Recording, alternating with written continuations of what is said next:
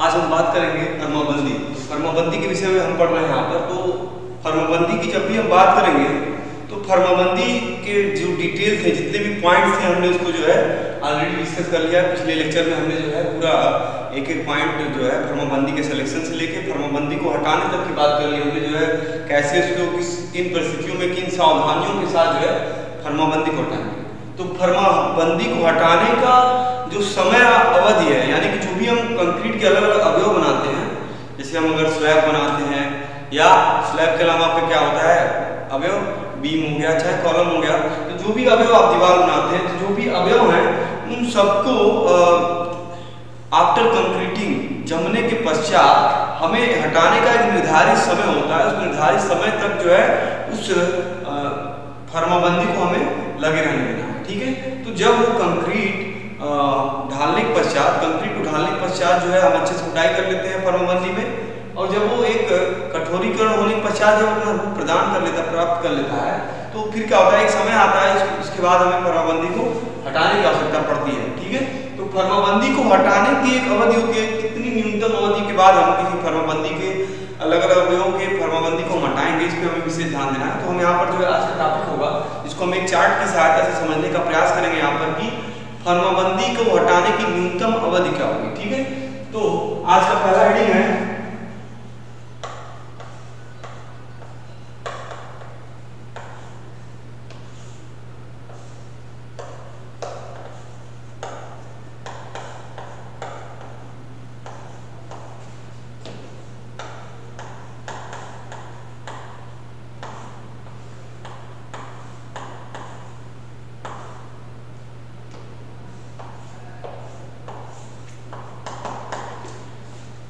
तो हमारा हेडिंग यहाँ पर हमने लिख दिया है यहाँ पर कि फर्माबंदी को हटाने की न्यूनतम अवधि, ये हमारा टॉपिक है। जब भी हम फर्माबंदी को हटाने की बात करते हैं तो हमें ये सुनिश्चित कर लेना है पहले ही कि जो कंक्रीटिंग हमने कर रखी है और जो अवयव हम प्राप्त करना चाह रहे हैं वो पूर्ण रूप से वो कंक्रीट जो है उस फर्माबंदी में जो निहित है वो पूर्ण रूप से कंक्रीट कठोरीकृत हो चुकी है अथवा नहीं। अगर वो कंक्रीट पूर्ण रूप से कठोरीकृत हो चुकी है तो उसके बाद हम क्या करते हैं, फर्माबंदी के हटाने की तैयारी करते हैं, और उस न्यूनतम अवधि के पश्चात क्या होता है, फर्माबंदी को हम हटाने की प्रक्रिया को आरंभ कर देते हैं। एक एक करके हम उसके अलग अलग अवयवों को हटाना शुरू कर देते हैं। ठीक है। तो यहाँ पर एक चार्ट हम बनाएंगे, उस चार्ट के द्वारा हम ये समझने की कोशिश करेंगे कि किस किस अवयव की फर्माबंदी को कितने समय के पश्चात हमें कितने दिन के पश्चात हटाना है। ठीक है। तो यहाँ पर हम दो कॉलम बनाते हैं। सबसे पहला कॉलम होगा अवयव के प्रकार, अवयव के प्रकार, और दूसरा होगा अवधि। ठीक है। किस प्रकार का आपका अवयव है और उसके रिस्पेक्ट में कितना समय आपको जो है चाहिए उसको हटाने के लिए। ठीक है। कितने समय के पश्चात आप जो है उस अवयव के फर्माबंदी को हटाएंगे। ठीक है। तो जो अवधि होगी वो क्या होगी, डेज में, यानी कि दिन में, दिनों में आप उसको काउंट करेंगे, और जो अवयव का प्रकार होगा यहाँ पर हम इसको लिख देंगे एक एक करके। तो अवयव के प्रकार में सबसे पहला आपका जो पॉइंट है, सबसे पहला टाइप है वो होगा स्लैब की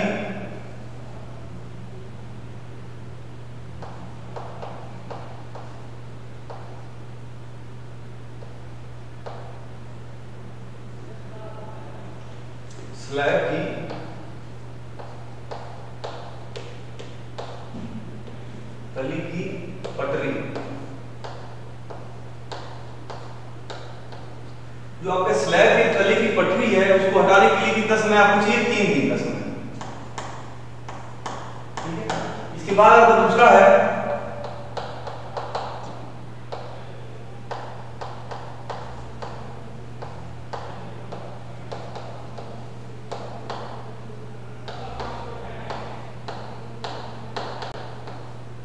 इसके लिए आपको चाहिए 7 दिन। ठीक है। यहाँ स्लैब और धरन की तली की पटरी को हटाने का अलग समय लिख दिया मैंने। नंबर 3 है आपका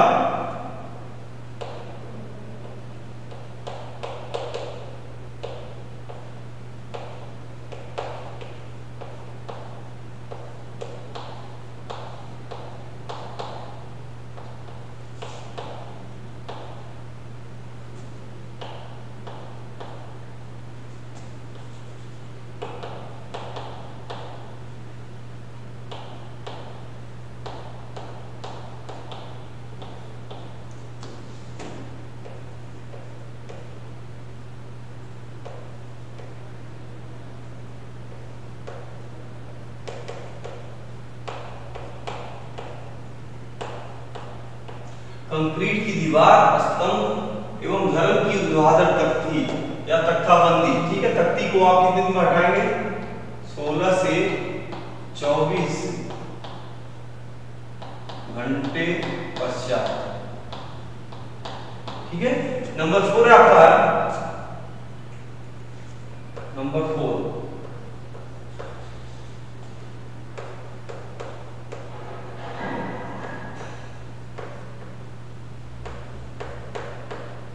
स्तंभ की टेके हटाना। अब इसमें जो है आपके दो कंडीशन होंगे।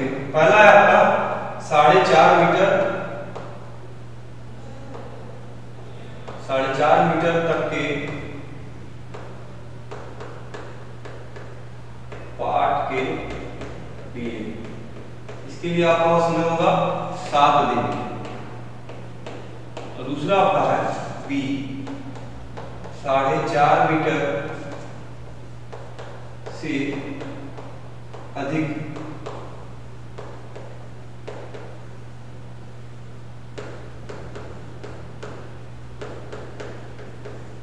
,4 मीटर से अधिक के पार्ट के लिए आपका होगा 14 दिन, ठीक है। नंबर 5 धरनों व मेहराबों की टेके हटाना। धरनों और मेहराबों की टेकों को हटाने के लिए सबसे पहला कंडीशन आपका इसमें होगा ए, 6 मीटर से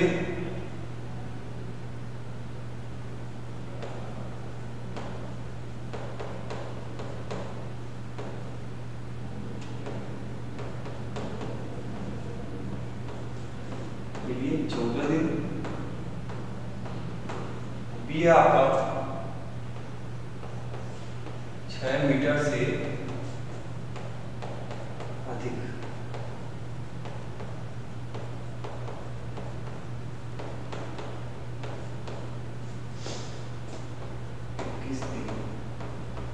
ठीक है। तो ये हो गया आपका जो है फर्माबंदी को हटाने की न्यूनतम अवधि। यहाँ पर हम चर्चा कर रहे हैं फर्माबंदी जो आप लगाते हैं उसको कितने न्यूनतम अवधि के पश्चात हम हटा सकते हैं। तो उसके लिए हमने यहाँ पर एक कॉलम बनाया, एक चार्ट बनाया, और चार्ट की सहायता से यहाँ पर हम समझने का प्रयास कर रहे हैं कि कितने समय पश्चात किसी अवयव को, किसी निर्माण कार्य के अवयव की फर्माबंदी को कितने समय के पश्चात आप हटा सकते हैं, ठीक है।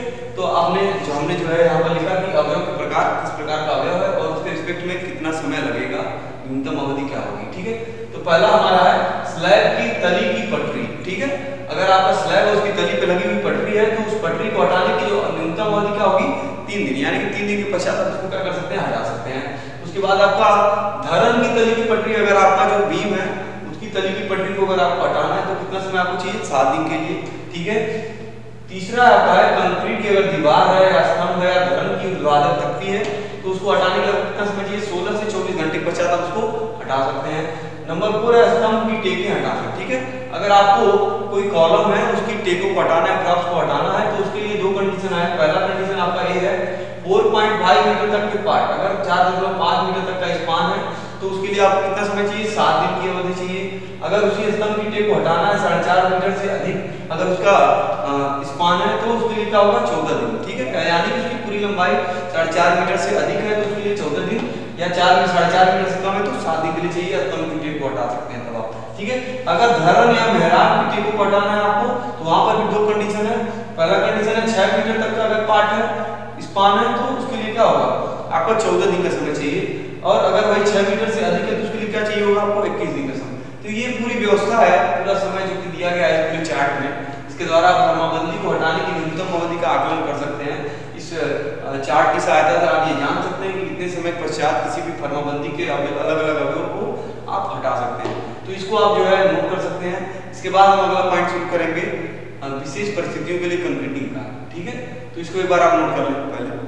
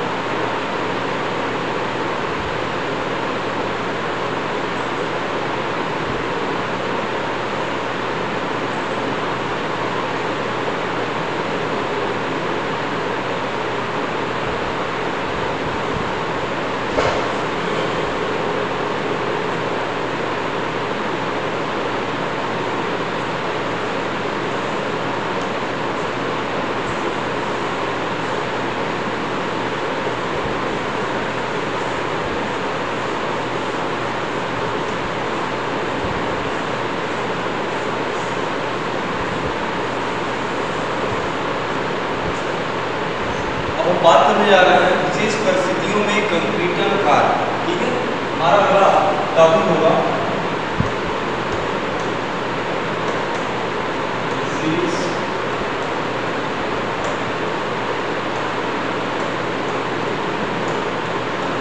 परिस्थितियों में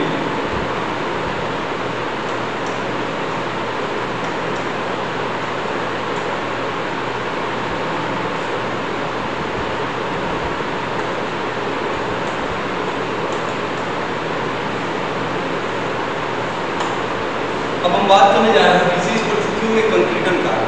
हमारा ये टॉपिक है जिसको हम आज शुरू करने जा रहे हैं कि कौन कौन सी ऐसी विशेष परिस्थितियाँ होती हैं, कौन से ऐसे कंडीशन या सिचुएशन होते हैं जिन परिस्थितियों में हम कंक्रीट के कार्य को जो है करते हैं और क्या क्या जो है उसमें व्यवधान आते हैं, कौन कौन सी जो है चैलेंजेज आते हैं जिसका हमें सामना करना पड़ता है उसके निर्माण कार्य को पूरा करने में। ठीक है, तो विशेष परिस्थितियों में अगर कंक्रीटन कार्य की बात करें तो हमारे सामने बहुत सारी विशेष परिस्थितियाँ आती हैं जब भी हम का निर्माण करते हैं, कंक्रीट को बिछाते हैं, कंक्रीट के लिए कॉम्पैक्शन करते हैं, जो भी हमें समय चाहिए इसको कठोरीकरण होने के लिए या उसके पूर्ण जलायोजन के लिए, तो उसके लिए कुछ विशेष परिस्थितियाँ हमारे सामने कभी कभी ऐसी आती हैं जिस परिस्थिति में वो कंक्रीटन कार्य सामान्य अवस्था से या सामान्य तापमान पर जो हम करते हैं सामान्य अवस्था में, वो परिस्थितियाँ कुछ अलग होती हैं, कुछ विशेष परिस्थितियाँ होती हैं जिनको हम यहाँ पर जो है पॉइंट आउट करेंगे परिस्थिति को। तो कौन कौन सी ऐसी परिस्थितियाँ होती हैं जिनको हम यहाँ पर पॉइंट आउट करने जा रहे हैं। पहला आपका होगा टेम्परेचर। टेम्परेचर के आधार पर वर्तमान में जो टेम्परेचर है हम उसकी यहाँ पर बात करते हैं। तो सबसे पहला पॉइंट है आपका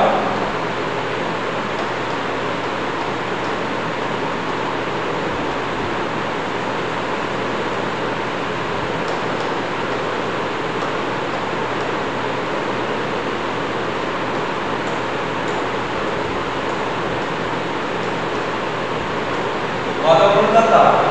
ठीक है, दूसरा आपका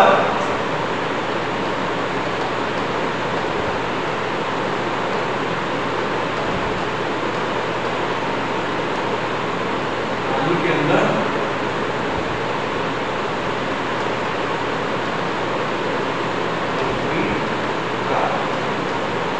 नंबर 3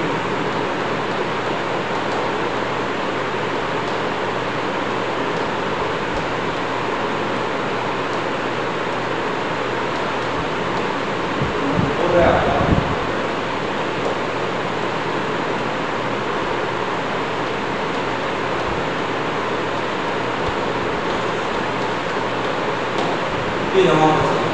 तो अगर हम बात कर रहे हैं कि विशेष परिस्थितियाँ हम किसी कंक्रीट कार्य को अगर पूरा करना चाहते हैं जिससे हम कुछ निर्माण कार्य करना चाहते हैं तो वहाँ पर जो है हमें कुछ विशेष परिस्थितियों का कभी कभी सामना करना पड़ता है।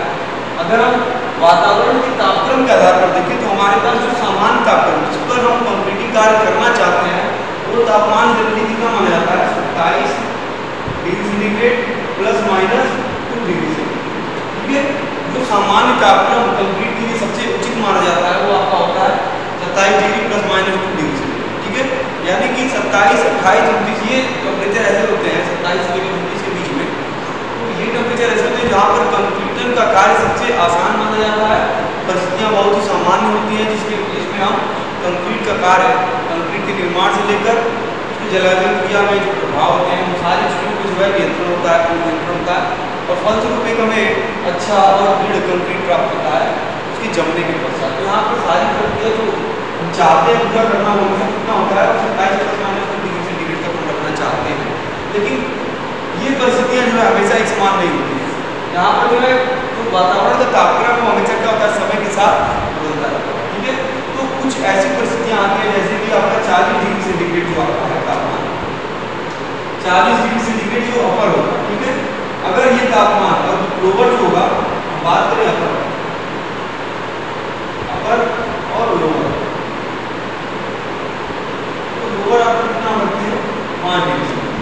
तो ये दो ऐसी परिस्थितियाँ विशेष परिस्थितियाँ होती हैं जिनमें कंक्रीटर का कार्य जो है बहुत ही दुर्लभ हो जाता है, बहुत ही दुर्गम हो जाता है। ठीक है, अगर हम बात करें 27 प्लस माइनस 2 पे तो हमारा जो कंक्रीटर कार्य बहुत आसानी से हम कर सकते हैं, वहाँ पर जलायोजन क्रिया सब कुछ जो है नॉर्मल तरीके से आसानी से जो है पूर्ण की जा सकती है। लेकिन अगर किसी विशेष परिस्थिति में ये तापमान 40 डिग्री से ऊपर या 5 डिग्री से नीचे चला जाएगा तो निश्चित तौर पर जो है आपकी जो क्रिया होगी, कंक्रीट के निर्माण की क्रिया होगी या उसकी जलाजन की क्रिया होगी, वो कहीं ना कहीं जो है बहुत ही बृहद तौर पर प्रभावित होगी और जो है हमें कंक्रीटन कार्य को करने में बहुत सारे जो है सावधानियों को बरतते हुए और बहुत सारे जो है परेशानियों का सामना भी करना पड़ता है। ठीक है, तो ये कंडीशन हो गया आपका वातावरण के तापमान का। हमारे पास दो किस्म के, एक ठंड का मौसम होता है, एक गर्म का मौसम होता है। ठीक है, तो ठंड का मौसम होगा जब टेम्परेचर जो है बहुत ही कम होगा, 5 डिग्री से कम हो जाएगा। ठीक है, वहाँ पर एक समस्या आ सकती है। दूसरा कंडीशन क्या होगा, 40 डिग्री से अधिक जब आपकी टेम्परेचर हो जाए वहाँ पर अपर माना जाएगा, वो जो है गर्मी का मौसम माना जाएगा। तो गर्मियों में जो है अलग कंक्रीटिंग कार्य होता है, ठंडी की अवस्था में जो है टेम्परेचर जब लो होता है वहाँ पर जो है कंक्रीटिंग का कार्य अलग होता है। ठीक है, इसके पश्चात पानी के अंदर हम जो है मान लीजिए हाइड्रोलिक ब्रिज बना रहे हैं या कुछ भी बना रहे हैं, हाइड्रोलिक स्ट्रक्चर जो हम बनाते हैं वहाँ पर जो है कुछ विशेष परिस्थितियाँ आती हैं, वहाँ पर जो किस तरह की कंक्रीट का निर्माण करेंगे या आर्द्रता कम या अधिक होती है तो उसका क्या प्रभाव पड़ेगा कंक्रीट पर, या तेज हवाएं चलती हैं कहीं पर, तो अगर तेज हवा चलेगी तो क्या होगा, वाष्पीकरण जो वाटर जो वेपराइजर होगा वो प्रक्रिया जो है बहुत तेज होगा, तो वहाँ पर जो है बहुत सारी समस्याओं का सामना करना पड़ सकता है कंक्रीट के कारण। ठीक है, तो कुछ ऐसी विशेष परिस्थितियाँ निकल कर हमारे सामने आती है कंक्रीटन कार्य करते समय, जिनको हमें विशेष तौर पर जो है ध्यान देना होगा जब भी हम कंक्रीट का कार्य करें। तो हमें चाहिए क्या, 27 डिग्री से लेकर 28-29 डिग्री टेम्परेचर जो है लगभग सामान्य माना जाता है कंक्रीट कार्य के लिए। लेकिन अगर टेम्परेचर परिवर्तन हो रहा है कहीं किसी कारणवश या मौसम परिवर्तन हो रहा है तो वहाँ पर जो है आपको कंक्रीटन कार्य में समस्या आ सकती है। ठीक है, तो यहाँ पर जो है गर्मी के मौसम में अगर हम कंक्रीटिंग करें तो वहाँ पर जो है गर्मी का जो मौसम होगा किस तरह से कंक्रीटिंग के कार्य को प्रभावित करेगा, हमें यहाँ पर डिस्कस करने जा रहे हैं कंक्रीटन कार्य। ठीक है, गर्म मौसम में हमारा पहला आइडिया होगा, एक तरह से ये चैप्टर ही है आपका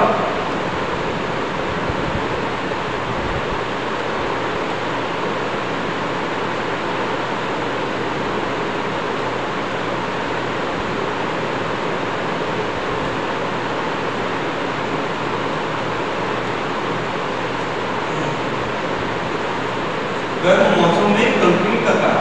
ठीक है, तो हमने यहाँ पर ऊपर ही डिस्कस किया हमारे जस्ट पहले कि गर्म मौसम क्या होता है आपका, जब टेम्परेचर जो है 40 डिग्री सेंटीग्रेड से अधिक चला तो आपका क्या होगा, वो कंक्रीटिंग का कार्य जो है वहाँ पर प्रभावित होगा।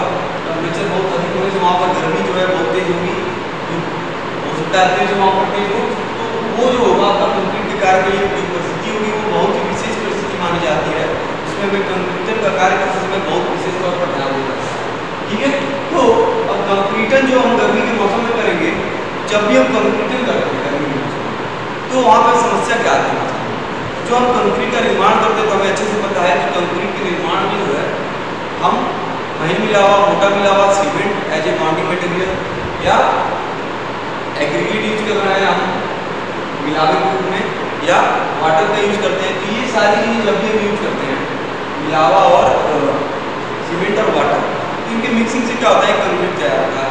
अब जो कंक्रीट है उसकी प्रॉपर्टी जो है टेम्परेचर की वजह से बहुत प्रभावित होता है। ठीक है, तो जो कंक्रीट में वाटर हम मिला रहे हैं वो जो समान अवस्था है उस अवस्था से अगर टेम्परेचर 40 डिग्री सेंटीग्रेड जो कि हम ले रहे हैं यहाँ पर, उससे अगर अधिक है तो वहाँ पर जो वाटर की मात्रा होगी क्या होगी, हमें अधिक मिलानी होगी सामान्य अवस्था के अपेक्षा। क्यों, क्योंकि जो वाटर है आपका क्या होगा, जल्दी जल्दी वेपराइज होगा। ठीक है, जल्दी वेपराइज होगा इसलिए हमें अधिक वाटर की मात्रा मिलानी पड़ेगी। स्वीकार्यता एक बहुत बड़ा फैक्टर है उसका, वर्टिबिलिटी।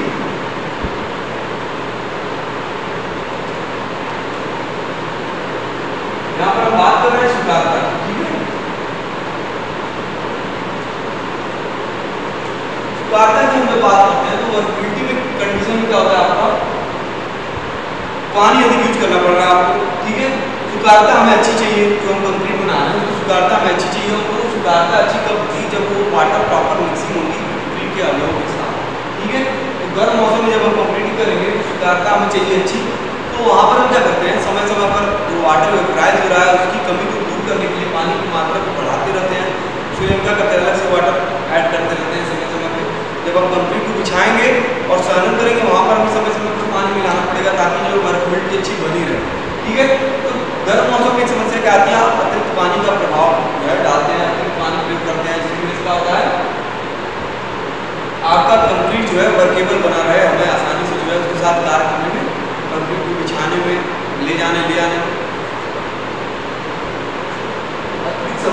ठीक है। तो ये आपका गर्म मौसम में कंक्रीट के कारण जो आपकी समस्याएं आती हैं, जो हमें बातों पे ध्यान रखना होता है, उससे बहुत सारे फैक्टर प्रभावित होते हैं। मैं बात करेंगे अभी एक पॉइंट के बारे में।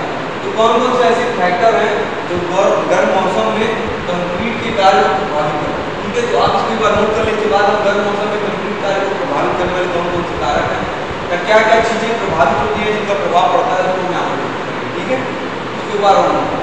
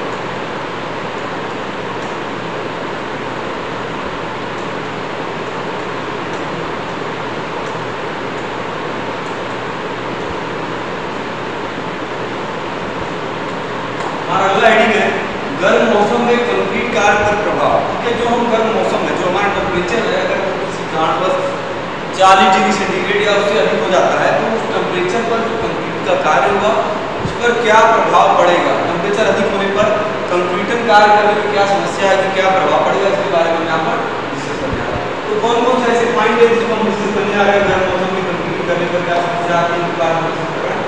सबसे पहला है त्वरित जमा।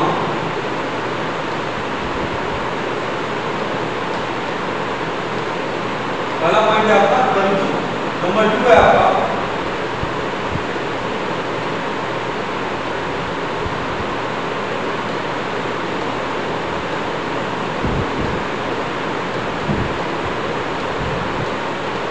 सामर्थ्य में कमी।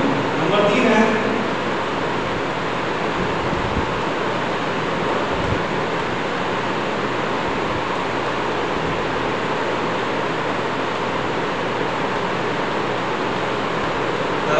बढ़ने की संभावना। चौथा नंबर है आपका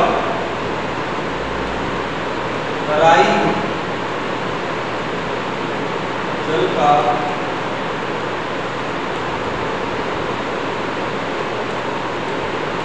शीघ्र वाष्पन। नंबर 5 वायु की मात्रा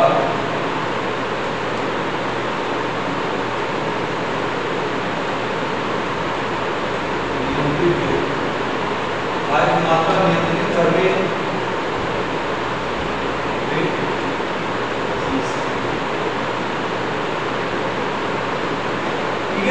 कुल मिलाकर यहाँ पर हमने 5 पॉइंट को लिखा है। सबसे पहला आपका है त्वरित जमाव, नंबर 2 है आपका सामर्थ्य में कमी, नंबर 3 है आपका दरारें पड़ने की संभावना, नंबर 4 है आपका तराई जल का शीघ्र वाष्पन और 5वां नंबर है आपका वायु की मात्रा नियंत्रित करने की समस्या। ठीक है, तो ये जो है आपके 5 पॉइंट है जिनके बारे में हम यहाँ पर अलग अलग डिस्कस करेंगे। सबसे पहला पॉइंट त्वरित जमाव।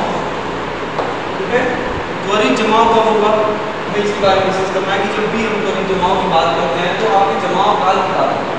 ठीक है, यानी कि वो जमाव काल क्या हो रहा है, कम हो जा रहा है, यानी कि बहुत ही कम समय में आपका कंक्रीट क्या हो रहा है, जम जा रहा है। टेम्परेचर जब भी बहुत ही हाई होगा, तापमान बहुत ही उच्च होगा, तो उच्च तापमान पर जो जलायन की क्रिया होगी क्या होगी, अति शीघ्र होगी। ठीक है, अति शीघ्र होने से क्या होता है, जो इनिशियल शुरुआती अवस्था में जो आपकी सामर्थ्य हो क्या होगी, जल्दी ग्रहण करेगी। तो जब जमाव की प्रक्रिया बहुत जल्दी से होगी तो क्या होगा, जलायन क्रिया का मतलब क्या हो रहा है, शीघ्रता के साथ हो रहा है। तो यहाँ पर एक निष्कर्ष निकलता है यहाँ पर कि जमाव काल जो होता है आपका,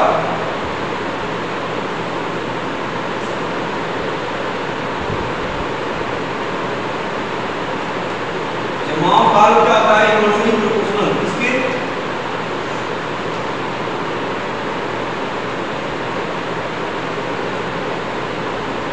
तापमान या तापमान। कंक्रीट का जो जमाव काल होगा वो क्या होगा, तापक्रम के व्युत्क्रमानुपाती माना जाता है। ठीक है, यानी कि जैसे जैसे आपका टेम्परेचर बढ़ेगा, यानी तापमान जैसे जैसे बढ़ेगा, यानी गर्म मौसम में जब आपका तापमान ज़्यादा से ज़्यादा होगा तो वहाँ पर जमाव काल क्या होगा, वो घट जाता है। ठीक है, तो इस रिलेशन से हम ये स्थापित कर पाते हैं या कह सकते हैं कि जो जमाव काल होता है वो बढ़ जाता है गर्म मौसम में, सॉरी घट जाता है। ठीक है, तो जमाव काल होगा आपका, वो जो समय होगा वो कम से कम मिलेगा हमें। तापमान अगर बढ़ जाए तो किसी कारणवश अगर टेम्परेचर बढ़ जाता है, किसी जहाँ पर हमें कंक्रीटिंग करनी है वहाँ पर अगर तापमान बहुत ज़्यादा है तो जो कंक्रीट की जमाव का जो काल होगा वो क्या होगा, बहुत ही कम होगा, बहुत ही कम समय में वो कंक्रीट क्या होगा, जमने लगता है। तो इस चीज़ से बचने के लिए क्या करते हैं, उस कंक्रीट की जो वर्केबिलिटी है उसको हम बढ़ाते हैं। ठीक है, वहाँ पर वर्केबिलिटी भी जो है आपकी क्या होगी, प्रभावित होगी जमाव काल के बढ़ने से। ठीक है, ये था आपका पहला कंडीशन त्वरित जमाव। ठीक है, टेम्परेचर जब ज़्यादा होगा तो वहाँ पे जमाव का काल क्या होगा, कम हो जाएगा। दूसरा है सामर्थ्य में कमी। जब भी हम सामर्थ्य में कमी की बात करते हैं तो सामर्थ्य जब भी ग्रहण करेगा, जाहिर सी बात होगा, टेम्परेचर अगर अधिक होगा तो जल्दी जल्दी जमेगा। ठीक है, जो आपका जलायन की क्रिया होगी सीमेंट वाटर के बीच, वो रासायनिक क्रिया की दर क्या होगी, बढ़ जाएगी, और ये दर बढ़ने से जो प्रारंभिक सामर्थ्य होगी कंक्रीट की वह अधिक होती है। ठीक है, वो जल्दी से जो है प्रारंभिक सामर्थ्य को ग्रहण कर लेता है, लेकिन जो अंतिम सामर्थ्य होगा वो प्रारंभिक सामर्थ्य की अपेक्षा क्या होगा, वो घट जाता है।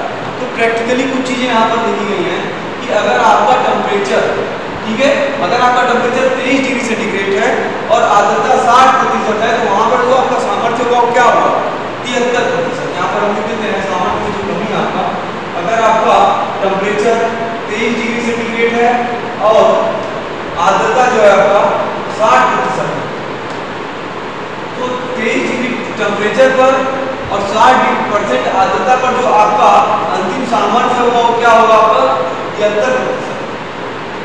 सामर्थ्य कितनी होगी आपकी, 73% सामर्थ्य। ठीक है, अगर आपका कंक्रीट कार्य 23 डिग्री सेंटीग्रेड पर उस समय आर्द्रता आपकी 60% होगी तो वो सामर्थ्य कितना ग्रहण करेगा, 73%। वहीं पर अगर टेम्परेचर को हम बढ़ाकर कितना कर देते हैं, 38 डिग्री सेंटीग्रेड, इस टेम्परेचर को बढ़ा 38 डिग्री और जो आर्द्रता आपकी है वो अगर 25% तक है तो इसके रिस्पेक्ट में आपका जो सामर्थ्य होगा वो कितना परसेंट होगा, 62% सामर्थ्य। ठीक है, प्रैक्टिकली दो चीजें देखी गई है सामर्थ्य के रिस्पेक्ट में कि जब भी आपका टेम्परेचर 23 डिग्री था जब हमने देखा 23 डिग्री टेम्परेचर और 60% आर्द्रता पर सामान्य कितना था 73%। वहीं पर अगर टेम्परेचर 30 से बढ़कर 38 डिग्री हो गया तो वहाँ पर आपका और आर्द्रता 25% हो गई, तो जो सामर्थ्य वो क्या हो रही है, घट जा रही है, 62% पर आ रही है। ठीक है, क्योंकि आपके सामर्थ्य में कमी सीधे सीधे देखने को मिल रही है 23 से 38 आने पर 73 से 65 हो रहा है। ठीक है, अब हम बात करें दरार पड़ने की संभावना। ठीक है, दरार पड़ने की संभावना जो होती है आपकी, जाहिर सी बात है कि टेम्परेचर जब अधिक होगा तो क्या होगा, जो सतह होगी, ऊपरी सतह होगी, कंक्रीट की ऊपरी सतह होगी, वो जल्दी से क्या होगी, वाटर के वेपराइज होने से क्या होगा, वो सूख जाएगा। ठीक है, और आंतरिक नमी वैसे की वैसी बनी रहती है। तो इन दोनों के एक सतह आपकी सूखी हुई है, उसके जस्ट अंदर क्या हो गया, तो नमी है, तो वहां पर क्या होता है, अलग अलग सतह होने की वजह से तनाव प्रतिबल, ठीक है, टेंशन वहां पे बन जाता है, तनाव प्रतिबल जो है बन जाता है, और उन तनाव प्रतिबल के रिस्पेक्ट में क्या होता है, दरार जो पड़ने की संभावना होती है वो बढ़ जाती है। ठीक है, तो ये जो है एक साइड इफेक्ट देखने को मिल सकता है, दरार पड़ सकती है अगर जो है गर्भवती में आप कंप्यूटिंग करते हैं, वाटर वेपराइज जल्दी होता है। ठीक है, चौथा हो गया तराई जल का शीघ्र वाष्प। आप जो वाटर यूज करने जा रहे हैं तराई के लिए, क्यूरिंग के लिए, वो वाटर आप जब सर्विस में डालेंगे तो क्या होगा, टेम्परेचर अधिक होने से जल्दी जल्दी क्या होगा, वेपराइज होगा। ठीक है, तो वहाँ पर आपको अतिरिक्त जल की आवश्यकता पड़ेगी, और जब भी अतिरिक्त जल की आवश्यकता पड़ेगी, लेबर खर्च पड़ेगा, कहीं ना कहीं आपका जो है कंक्रीशन का कार्य और निर्माण कार्य जो है प्रभावित होगा। नंबर 5 लास्ट में आपका वायु की मात्रा नियंत्रित करने की समस्या। तो वायु को अगर आप जो है एयर इंट्रेनमेंट करते हैं कंक्रीट में, वायु को प्रवेशित करते हैं अच्छी सुधारता को प्राप्त करने के लिए, तो जो मात्रा है उसको आपको क्या करना पड़ेगा, सामान्य अवस्था की अपेक्षा अधिक डालनी पड़ेगी। वायु की मात्रा को क्या होगा, बढ़ाना पड़ेगा समय समय पर, क्योंकि जो है टेम्परेचर अधिक होने से उसकी सुधारता प्रभावित होगी। ठीक है, सुधारता को बढ़ाने के लिए क्या करते हैं, एयर इंट्रेनमेंट करना, और कुछ एयर इंट्रेनमेंट को कंट्रोल करना हमारी जिम्मेदारी है अगर हम अच्छी सुधारता को प्राप्त करना चाहते हैं। इसलिए वायु की मात्रा को नियंत्रित करने की बहुत बड़ी समस्या आती है, हमारे लिए चैलेंज है जो है, अगर हम वायु की मात्रा को बढ़ाएंगे तो वहाँ पर जो है आपकी अच्छी सुधारता वाली नहीं प्राप्त होगी और आपको मौसम में कंप्यूटर कार्य करने में समस्या आएगी। ठीक है, तो ये सारे पॉइंट जिनको हमने यहाँ पर डिस्कस किया, तमाम सामर्थ्य में कभी दरार पड़ने की संभावना कराई जाती है शीघ्र वाष्प, और लास्ट में आपका वायु की मात्रा नियंत्रित करने की समस्या। तो यहाँ पर आज के लिए इतना ही कि हम बात कर रहे हैं कि